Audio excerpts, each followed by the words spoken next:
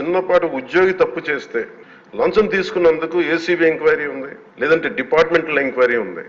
అలాంటిది రాష్ట్ర వ్యవహారాలు నడిపే ముఖ్యమంత్రి కానీ వారి సంబంధిత సభ్యులు కానీ స్టేట్ ఎక్స్చెకర్కి 18,860 కోట్ల రూపాయలు పైచిలకు ప్రప్రథమంగా ఇక్కడే మనకు తేలుతూ ఉంటే వీళ్ళు శిక్ష పడకుండా ఎలా తప్పించుకుంటారు? శిక్ష పడాలి. అందరూ ఇన్ని కోట్లాది మంది జీవితాలతో ఆడుకుని వీళ్ళ చేతుల్లో మటుకు ఇన్ని వేల కోట్లు దాదాపు విష్ణుకుమార్ రాజు గారు చెప్పినట్టు 30,000 కోట్లు వెళ్ళిపోయాయి. 18,000 కోట్లు ముందస్తుగా తెలుస్తుంది కానీ ఇంకా లోతుగా చూస్తే అది చాలా పెద్ద ఇది స్కామ్, ఇది దోపిడీ.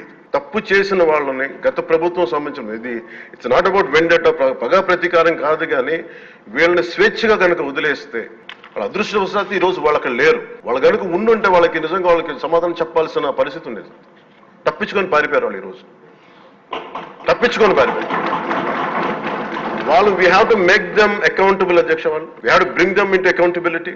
They have to be penalised. వాళ్ళు దయచేసి గౌరవ ముఖ్యమంత్రి గారికి నేను మీ తరపు నుంచి ఆయనకి తెలియజేసుకున్నాను అధ్యక్ష, దయచేసి వీరిని please we have to penalise them sir. వాళ్ళకి సరైన శిక్ష పడాలి సార్. వీళ్ళకి తప్పించుకోవడానికి కుదరదు సార్.